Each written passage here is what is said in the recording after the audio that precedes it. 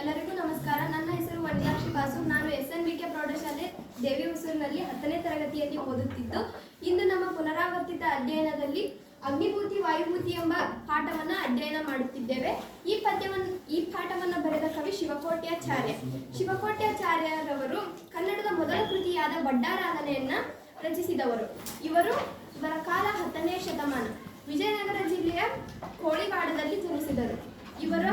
ಇವರ ಈ ಪಾಠದಲ್ಲಿ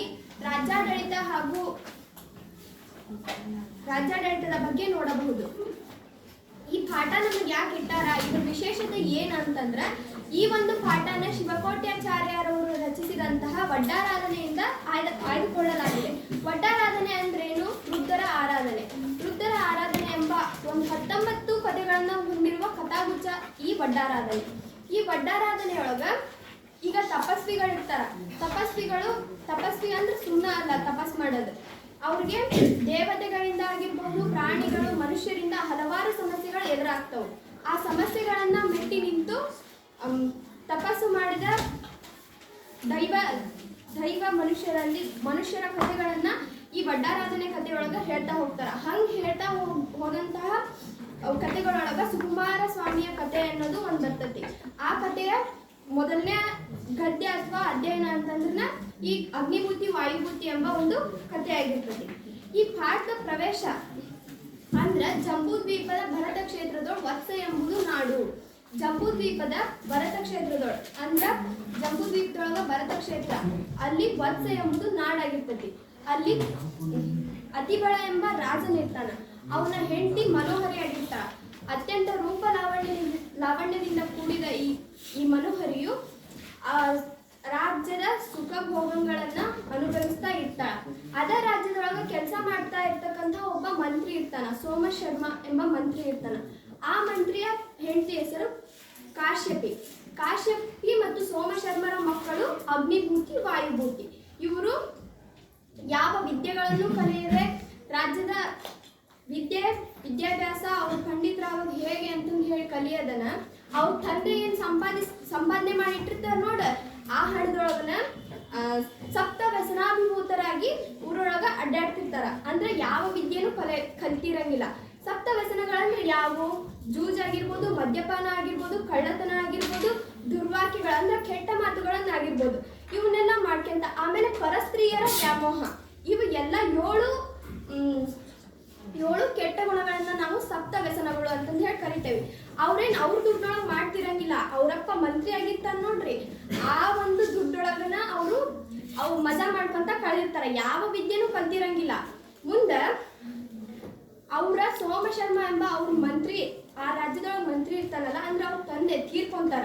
ಆ ತೀರ್ಕೊಂಡಂತ ಸಮಯದೊಳಗ ಈ ಅತಿಗಳ ರಾಜ ಅವ್ರನ್ನ ಒಂದಿನ ರಾಜ್ಯ ಅಂದ್ರೆ ಅವನ ಅರಮನೆಗೆ ಕರೆಸಿ ಸಕಲ ಸತ್ಕಾರಗಳನ್ನ ಮಾಡ್ತಾನ. ಅದಾದ್ಮೇಲೆ ಇನ್ನೊಂದ್ ದಿನ ಈ ಅಗ್ನಿಭೂತಿ ವಾಯುಭೂತಿಯನ್ನ ಆಸ್ಥಾನಕ್ಕೆ ಕಳಿಸ್ದಾಗ ಇವ್ರನ್ನ ಮಂತ್ರಿಯನ್ನ ಮಾಡುವಂತ ಒಂದು ಯೋಚನೆ ಅವ್ರಿಗೆ ಬರ್ತತಿ. ನಿಮ್ಗೆ ಏನೇನ್ ಬರ್ತತಿ ಅಂತಂದ್ ಹೇಳಿ ಕೇಳಿದಾಗ ಅವ್ರು ಅಳ್ಕೊಂತ ನಿಲ್ತಾರ. ಯಾಕೆ ಹೇಳ್ರಿ? ಅವ್ರು ಏನು ಕಲ್ತಿರಂಗಿಲ್ಲ. ಯಾಕಂದ್ರ ಅವ್ರ ತಂದಿ ದುಡ್ನ್ಯಾಗ ಮಜಾ ಮಾಡ್ಕೊಂತ ಏನ್ ಕಳ್ದಿರ್ತಾರ, ಯಾವ ವಿದ್ಯೆನೂ ಕಲ್ತಿರಂಗಿಲ್ಲ. ಅವಾಗ ಅವ್ರದೊಂದು ಪಶ್ಚಾತ್ತಾಪವನ್ನ ಪಡ್ತಾರ. ಅವ್ರಿಗೆ ಕಣ್ಣು ನೀರು ಸುರಿತವು. ಅಲ್ಲಿಂದ ರಾಜ ಏನ್ ಅವ್ರಿಗೇನು ಬರ್ಲಿಂದಂಗ ಸುಮ್ಮನೆ ಅಲ್ಲಿ ಮಂತ್ರಿಯಾಗಿ ನೇಮಿಸ್ಕೊಂತಾನ ಇಲ್ಲ. ಯಾಕಂದ್ರೆ ಅವ್ರಿಗೇನು ಬರಂಗಿಲ್ಲ, ಅವ್ರಿಗೆ ಇದಕ್ಕೆ ಅರ್ಹರಲ್ಲ ಅಂತಂದು ಹೇಳಿ ಅವ್ರಿಗೆ ಅಸಹ್ಯ ಮಾಡಿ ಅಲ್ಲಿಂದ ಕಳಿಸ್ತಾನ. ಅಲ್ಲಿಂದ ಅವ್ರ ಅಮ್ಮನ ಹತ್ರ ಬರ್ತಾರ. ಬಂದು ನಾವು ಹರಿದ ಚಿಂದಿಯನ್ನ ಹುಟ್ಟಾದ್ರೂ ಭಿಕ್ಷಾಟನೆ ಮಾಡಿ ಆದ್ರೂ ವಿದ್ಯೆಯನ್ನ ಕಲಿತೇವಿ ಅಂತಂದು ಹೇಳಿ, ಕೆಟ್ಟ ಮೇಲೆ ಬುದ್ಧಿ ಬರ್ತತಿ ಅಂತ ಅಂತಾರ ನೋಡು. ಇದಕ್ಕ ನಾವು ಹರಿದ ಚಿಂದಿ ಬಟ್ಟೆಯನ್ನಾದರೂ ಸರಿಯೇ ಭಿಕ್ಷಾಟನೆ ಮಾಡಿ ಆದ್ರೂ ವಿದ್ಯೆಯನ್ನ ಕಲಿತೇವೆ ಅಂತ ಹೇಳ್ತಾರ. ಅದನ್ನ ಮಾಡಕ್ಕಿನ ಮೊದಲು ಎಲ್ಲ ಸರಿ ಇದ್ದಾಗನ ಚಂದ ವಿದ್ಯೆ ಕಲ್ತಿದ್ರೆ ಅವರು ಮಂತ್ರಿಗಳಾಗಿ ರಾಜ್ಯಭಾರವನ್ನ ನೋಡ್ಕೊಂತಿದ್ರು. ಆದ್ರೆ ಆ ರೀತಿ ಮಾಡ್ಲಿಲ್ಲ.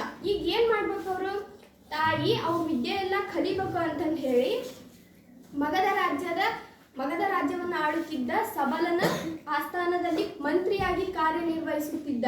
ಅಂದ್ರ ಕಾಶ್ಯಪಿ ಅಣ್ಣ ಸೂರ್ಯಮಿತ್ರ ಅನ್ನೋನು ಸಬಲನ ಆಸ್ಥಾನದೊಳಗ ಕಾರ್ಯನಿರ್ವಹಿಸ್ತಿರ್ತಾನ. ಅವನ ಹತ್ರ ಕಳಿಸಿದ್ರೆ ಇವ್ರು ಏನಾರ ಕಲಿತಾರೇನ ಅಂತಂದು ಹೇಳಿ ಯೋಚನೆ ಮಾಡ್ತಾಳ. ಅವರಿಬ್ಬರು ತಾಯಿ ಹತ್ರ ಬಂದಾಗ ನಾನು ನಿಮ್ಮನ್ನ ಸೂರ್ಯಮಿತ್ರನ ಕಳಿಸ್ತಾನೆ, ಈ ಪತ್ರನ ಅವ್ರಿಗೆ ಕೊಡ್ರಿ, ಅವ್ರು ನಿಮ್ಗೆಲ್ಲ ಕಲಿಸ್ತಾರ ಅಂತ ಹೇಳಿದಾಗ ಅವರು ಅದನ್ನ ತಗೊಂಡು ಸೂರ್ಯಮಿತ್ರನ ಹತ್ರ ಹೋಗ್ತಾರ. ಅವ್ರಿಗೆ ಸೂರ್ಯಮಿತ್ರನ ಹತ್ರ ಹೋದಾಗ ನಾನಾ ಇವ್ರ ಮಾವ ಅಂತಂದು ಹೇಳಿ ಏನಾರ ಗೊತ್ತಾದ್ರೆ ಇವ್ರು ಏನು ಕಲಿಯಂಗಿಲ್ಲ ಮತ್ತು ಮೊದಲಿನಂಗ ಆಕಾರ, ಅವ್ರಿಗೆ ಯಾವ ಸವಲತ್ತು ಸಿಕ್ಕ್ರ ಮತ್ತು ಏನು ಉಪಯೋಗ ಆಗಂಗಿಲ್ಲ ಅಂತಂದು ಹೇಳಿ, ನಾನು ಮಾವಲ್ಲ ಆದ್ರೂ ನೀವು ಬಂದಿರಿ, ನಾನು ನಿಮ್ಗೆ ಕಲಿಸ್ತೀನಿ ಅಂತಂದು ಹೇಳಿ ಹೇಳ್ತಾನ. ಅಲ್ಲೇ ಒಂದಿಷ್ಟು ದಿನ ಇರ್ತಾರ. ಅವ್ರಿಗೆ ಹಗಲು ರಾತ್ರಿಗಳಲ್ಲದೆ ವಿದ್ಯೆಯನ್ನ ಕೊಡ್ತಾನ, ಬುದ್ಧಿಯನ್ನ ನೀಡ್ತಾನ, ಪಂಡಿತರನ್ನಾಗಿ ಮಾಡಲ್ಲಿ ಶ್ರಮವನ್ನ ವಹಿಸ್ತಾನ. ಅವರು ಅಲ್ಲಿ ಹಗಲಿರುಳು ಎನ್ನದೇ ವಿದ್ಯೆಯನ್ನ ಕಲಿತಾರ. ಮತ್ತ ಹಗಲಿರುಳು ಎನ್ನದೇ ಅವರು ವಿದ್ಯೆಯನ್ನ ಕಲಿಯಲು ಮಾಡಿದಂತ ಪರಿಶ್ರಮದಿಂದ ಅವರು 4 ವೇದಗಳನ್ನು, ವೇದದ 6 ಅಂಗಗಳನ್ನು, ಛಂದಸ್ಸು, ಅಲಂಕಾರ, ಕಾವ್ಯ, ನಾಟಕ, ನಿಘಂಟು, ಅಲಂಕಾರ ಹೀಗೆ ಮುಂತಾದ ವಿಷಯಗಳಲ್ಲಿ ಪಂಡಿತರಾದ್ರು.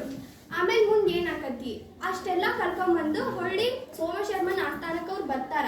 ಬಂದಾಗ ಸೂರ್ಯಮಿತ್ರನ ಅವ್ರ ಮಾವ ಅನ್ನೋದನ್ನ ಸೂರ್ಯಮಿತ್ರನ ಅವ್ರಿಗೆ ತಿಳಿಸ್ತಾನ.